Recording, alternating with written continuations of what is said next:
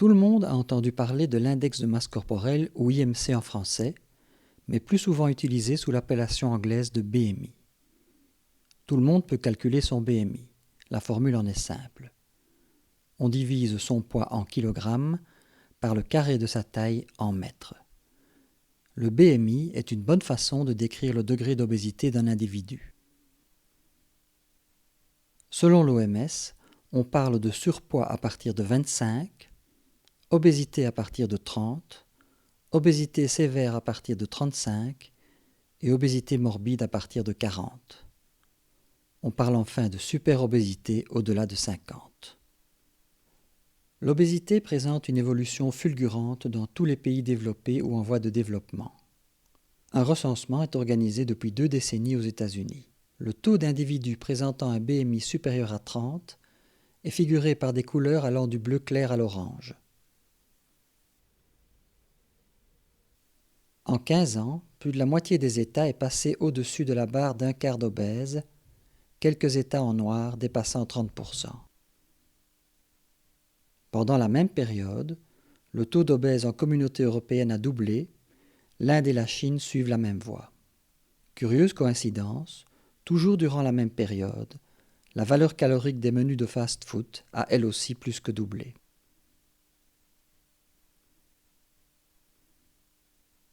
Tout aussi spectaculaire est la liste des maladies que cette épidémie traîne derrière elle. Les dégâts liés au surpoids lui-même atteignent en premier lieu les articulations portantes, hanches et genoux, ainsi que la colonne vertébrale.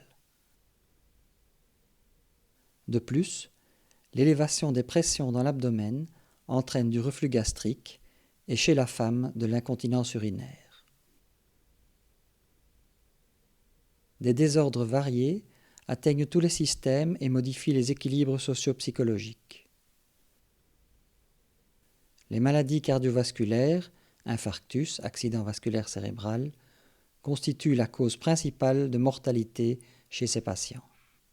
L'apnée du sommeil est la maladie qui présente la liaison la plus significative avec le degré d'obésité, et de plus, il y a un terrain propice au développement de certains cancers chez l'obèse. Enfin, il y a une association étroite entre l'obésité et le syndrome métabolique, qui allie diabète, hypercholestérolémie et hypertension artérielle. Pour mieux comprendre les effets nocifs de l'obésité, il faut faire un détour par le diabète. Il atteint probablement 250 millions de personnes et sa croissance est fulgurante avec 7 millions de nouveaux cas par an. C'est actuellement la 4e cause de mortalité dans le monde et les dégâts collatéraux, amputation des membres, insuffisance rénale et dialyse, perte de la vue, se comptent par dizaines de milliers chaque année aux États-Unis. Tous les obèses ne sont pas égaux devant le risque de syndrome métabolique. L'obésité abdominale de type androïde, en pomme, est un facteur de risque reconnu. Mais ne nous y trompons pas, elle est aussi présente chez la femme. En conséquence, une autre mesure que le BMI a été proposée pour décrire la gravité de l'obésité, puisque le risque de diabète est directement proportionnel au tour de taille. Les mesures supérieures ou égales à 88 cm chez la femme et 102 cm chez l'homme constituent un facteur de risque majeur. Les causes directes de l'obésité sont simples à comprendre. Les divers facteurs qui interviennent sont par contre beaucoup plus compliqués. Quel que soit votre poids, s'il est stable, cela veut dire que les apports caloriques journaliers, c'est-à-dire tout ce qui entre par la bouche sans exception, sont égaux à ce que votre corps utilise pendant 24 heures pour le fonctionnement des organes et pour l'activité physique. C'est ce qu'on appelle la balance énergétique. La consommation de base d'une personne qui a grossi est devenue plus importante que lorsqu'elle était maigre. Ceci permet de comprendre qu'on peut se stabiliser même lorsqu'on a augmenté sa consommation d'énergie. Les changements de poids, par contre, sont le témoin direct d'un déséquilibre volontaire ou involontaire. Pour grossir, par exemple, les entrées doivent être plus importantes que les dépenses, et réciproquement. Parmi les facteurs qui interviennent pour précipiter ce déséquilibre, on pense d'abord aux maladies, mais il faut bien admettre que ces causes, hormonales, neurologiques ou génétiques, sont très rares. Tout le monde n'est pas égal devant l'obésité, c'est une évidence. C'est le facteur pas de chance sur lequel actuellement nous n'avons aucune prise. Il suffit de regarder les familles d'obèses. La variation des besoins énergétiques entre individus explique pourquoi les poids sont différents pour des apports caloriques identiques et pourquoi les efforts pour perdre du poids et leurs résultats sont si différents de l'un à l'autre. Mais les facteurs environnementaux jouent un rôle essentiel chez l'humain qui, contrairement à tous les autres, est le seul être vivant qui peut vivre pour manger au lieu de manger pour vivre. Que ce soit au niveau de la société tout entière, dans les comportements familiaux ou individuels, nous trouvons toujours 1000 raisons de céder aux tentations.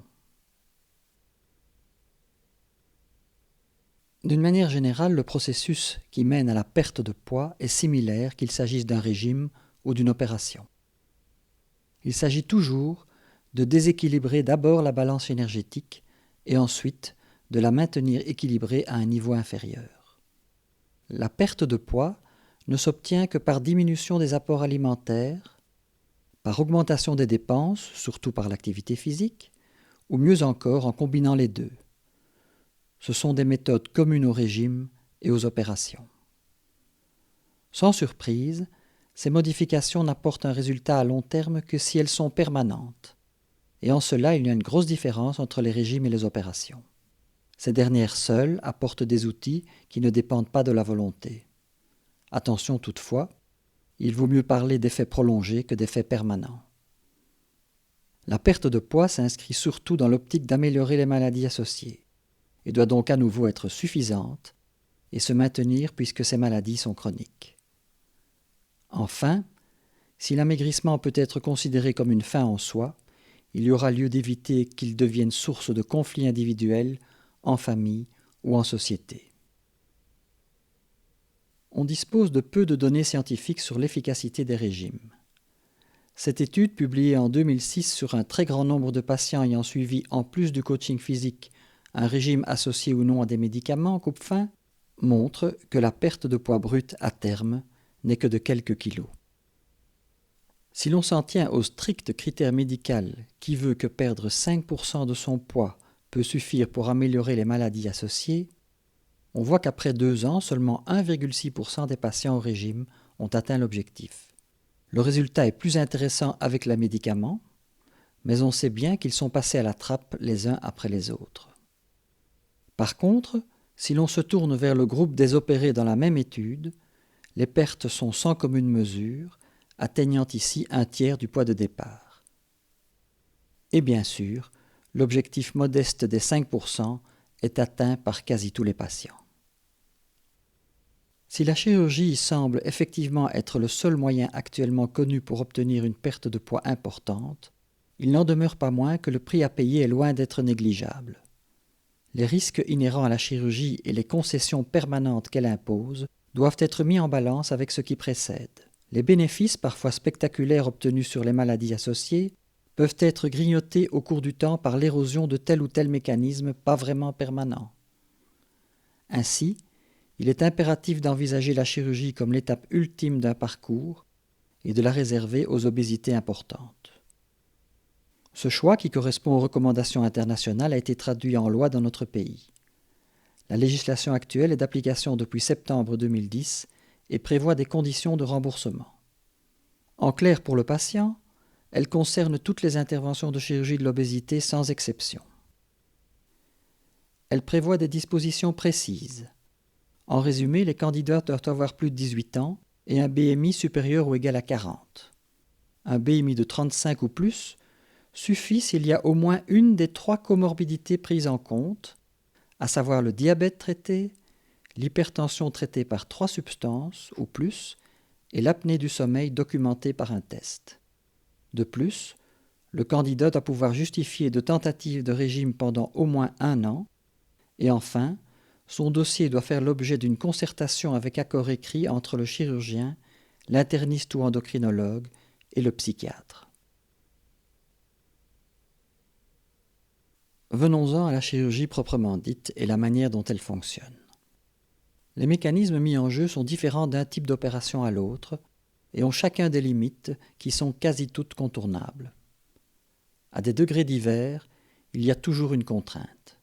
On distingue la restriction, la malabsorption, en fait la modération de l'absorption intestinale, les effets hormonaux et le dumping syndrome. La restriction est un phénomène purement mécanique, mis en jeu dans la plupart des opérations soit par diminution de la capacité gastrique, soit par la pose d'un anneau. La pose d'un anneau est l'exemple le plus parlant de cette méthode. L'anneau se place autour de l'estomac et crée une petite poche supérieure qui ne peut recevoir qu'une quantité limitée d'aliments et qui, de surcroît, se vide lentement dans le reste de l'estomac.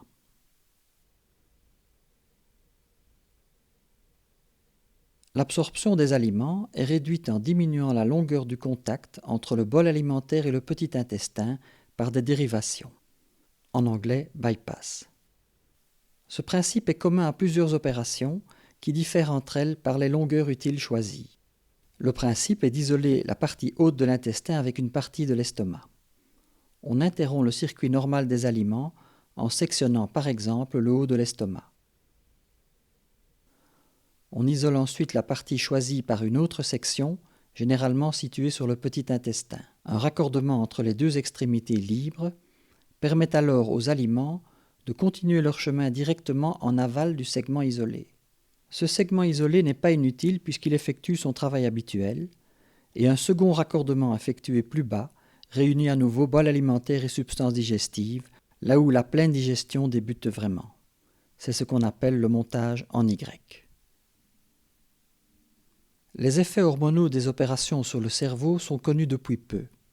Ils sont très complexes et encore à l'étude. On sait que l'estomac et l'intestin sécrètent des substances qui vont agir sur le cerveau en induisant les unes la faim et les autres la satiété, ce qui modifie bien sûr l'équilibre de la balance énergétique. On sait maintenant que certaines opérations peuvent réduire fortement la sécrétion de l'hormone de la faim par l'estomac et stimuler la sécrétion des hormones de la satiété par l'intestin.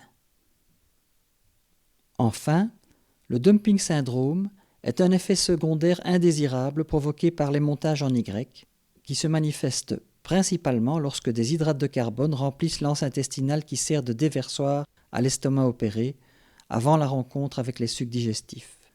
Le malaise provoqué par cette situation n'est jamais dangereux, mais il est spectaculaire et en dissuade plus d'un de recommencer. Les opérations standards de la chirurgie bariatrique sont au nombre de 6, toutes effectuées par laparoscopie. La gastroplastie avec anneau et agrafe, bien connue chez nous, est actuellement abandonnée dans la plupart des pays développés.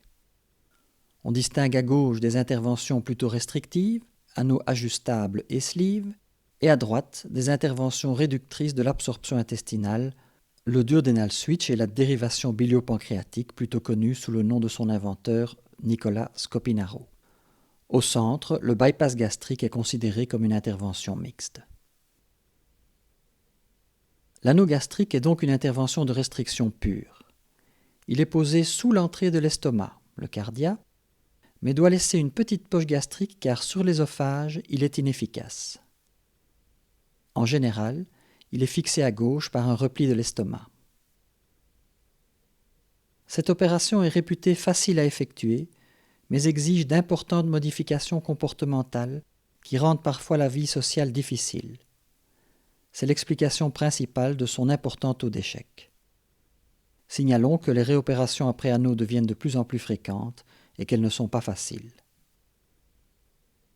Le sleeve gastrique, en français chaussette, est une opération plus récente née de la division en 2 temps du duodenal switch que nous verrons plus loin. Cette opération, considérée initialement comme purement restrictive, s'avère agir aussi sur l'hormone de la faim. Elle est réalisée en sectionnant verticalement l'estomac, de manière à garder un tube d'environ 150 ml. La partie isolée est enlevée. Il n'y a aucun geste sur l'intestin. Cette opération procure une restriction beaucoup plus confortable qu'un anneau et une nette diminution de la faim. Un point important à noter est son caractère irréversible vu l'ablation de l'estomac. En fait, c'est la seule opération strictement irréversible de la gamme. À l'autre extrémité de l'échiquier, on trouve la dérivation biliopancréatique, dont le mécanisme majeur est la limitation de l'absorption intestinale calculé pour ne pas dépasser 1800 à 2000 kcal, quelle que soit la quantité ingérée et à condition qu'il ne s'agisse pas de sucre rapide. C'est un montage en Y. La section de l'estomac est réalisée de manière à garder une grande poche qui permet de s'alimenter librement. L'ablation de l'estomac isolé est facultative et se pratique de moins en moins, ce qui rend l'opération complètement réversible. Le montage en Y par section de l'intestin se fait à 3 mètres environ de son extrémité terminale, ce qui exclut plus de la moitié de sa longueur. Le raccordement inférieur se fait à 50 cm de son extrémité, ce qui constitue la longueur utile d'absorption alimentaire normale. Cette opération est peu pratiquée car elle pose problème. Elle est sans conteste la plus efficace de toutes, tant pour ce qui concerne la perte de poids que pour améliorer les comorbidités. En échange, les effets carentiels sont les plus difficiles à gérer. Le duodenal switch est le concurrent américain de la précédente. Il combine les effets restrictifs du sleeve gastrique avec une absorption limitée de manière moins drastique que la dérivation. De plus, cette combinaison procure des effets hormonaux importants. On réalise donc un sleeve gastrique qui peut être légèrement élargi pour ne pas être trop restrictif, et on y ajoute un montage en Y où la partie commune utile d'intestin grêle est doublée par rapport à l'opération précédente, soit autour d'1 mètre.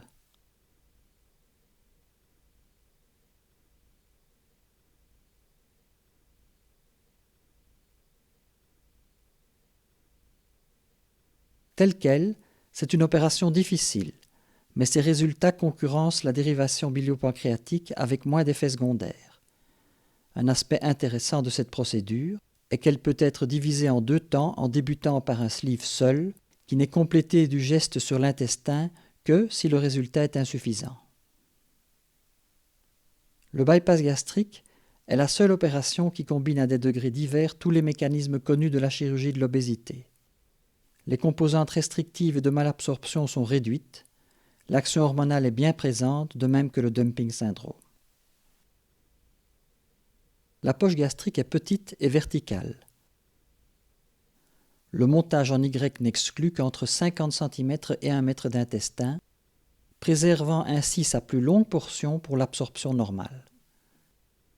La suture directe de l'intestin sur une petite poche gastrique est responsable de l'arrivée rapide des aliments dans l'anse montée, ce qui provoque l'effet de dumping.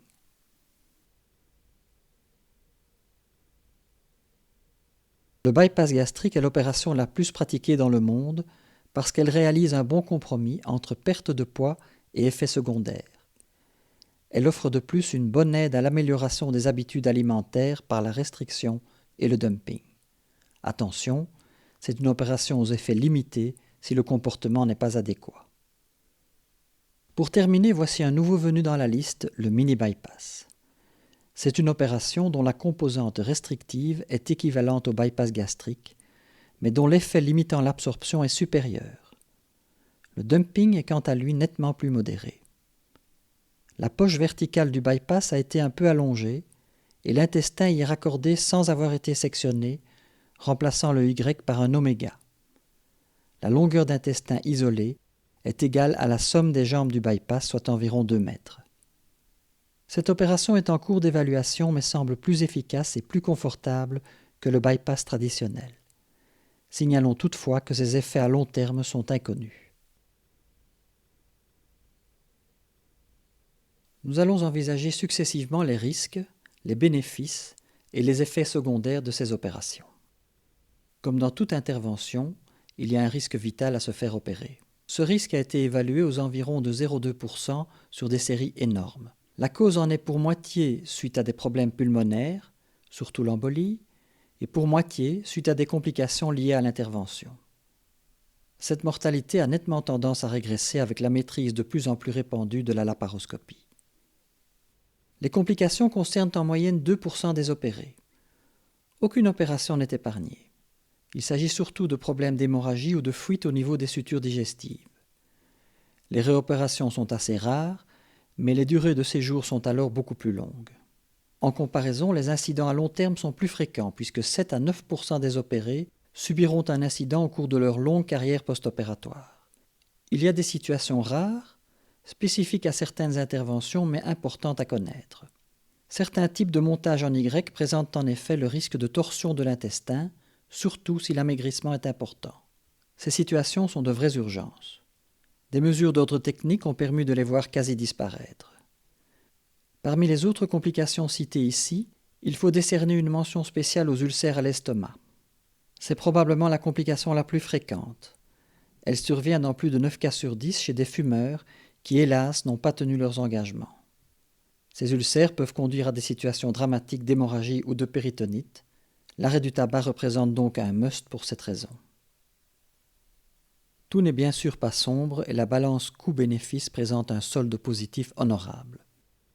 On a en effet démontré que la mortalité à 5 ans des opérés était réduite de plus de 80% par rapport à des témoins restés obèses. Ceci se retrouve tant dans les études américaines que dans le très sérieux registre des opérés suédois. Les enseignements de ce registre sont aussi exemplaires en ce qui concerne la perte de poids. On observe dans cette étude portant sur 16 années que les obèses non opérés restent obèses, que pour toutes les opérations, la meilleure perte de poids a lieu entre 1 et 2 ans après l'intervention, que dans tous les cas, le résultat s'émousse pour atteindre une certaine stabilité après 4 ou 5 ans, que les résultats à long terme des anneaux sont les plus mauvais. Par contre, les résultats des diversions et duodenal switch sont les meilleurs et ont tendance à rester stables avec le temps. La perte de poids est la plupart du temps exprimée en pourcentage perdu par rapport à l'excès théorique. Pour faire simple, une personne ayant 50 kg de trop qui en a perdu 40 a un excès de poids perdu de 80%. Ce tableau donne une idée du pourcentage d'excès de poids perdu à 5 ans sur un très grand nombre d'opérés. 47% pour l'anneau, 63% pour le bypass, 70% pour les dérivations. Mais attention, ce sont des moyennes et les écarts peuvent être importants. Les résultats dépendent aussi du degré d'obésité initiale. L'échec d'un amaigrissement par la chirurgie se définit par une perte d'excès de poids inférieure à 50%. En moyenne, on estime le taux d'échec à 40% pour les anneaux et à 5% pour les dérivations. Entre les deux, on trouve les sleeves puis les bypass. Le but de ces opérations est finalement de faire disparaître ou d'améliorer les comorbidités. Si certaines anomalies sont contrôlées par des mécanismes spécifiques à telle ou telle opération, comme le reflux gastro-œsophagien l'est par le bypass, l'effet sur les comorbidités suit en général la perte pondérale. On retrouve les mêmes différences entre interventions que pour la perte de poids, pour la résolution de l'hypercholestérolémie, de l'hypertension artérielle ou du diabète. Ainsi donc, si on décrit ensemble les bénéfices sur le diabète, en jaune, et le niveau de perte de poids, en rouge, on retrouve la même progression dans les résultats de l'anneau au bypass, puis aux dérivations. Les résultats actuellement connus semblent insérer le sleeve gastrique entre l'anneau et le bypass. Dans le suivi des opérés, on prête une attention particulière aux symptômes digestifs, car ils reflètent souvent des faiblesses alimentaires inavouées et parfois des anomalies à corriger. Ainsi, si les vomissements sont fréquents voire quotidiens en cas d'anneau, ils ne sont pas normaux dans toutes les autres opérations. On débute par une radiographie et une gastroscopie, et s'il n'y a pas de rétrécissement ou d'ulcère, il faut éduquer le patient à mastiquer, connaître les quantités autorisées, voire éliminer certains aliments. Les diarrhées du bypass sont une légende. La grande majorité des opérés souffrent de constipation parfois même importante. Si elles se présentent, en général, on peut les mettre en rapport avec une prise anormale de graisse ou de sucre rapide, ou avec une gastroentérite qui, chez ces personnes, peut être intense et prolongée.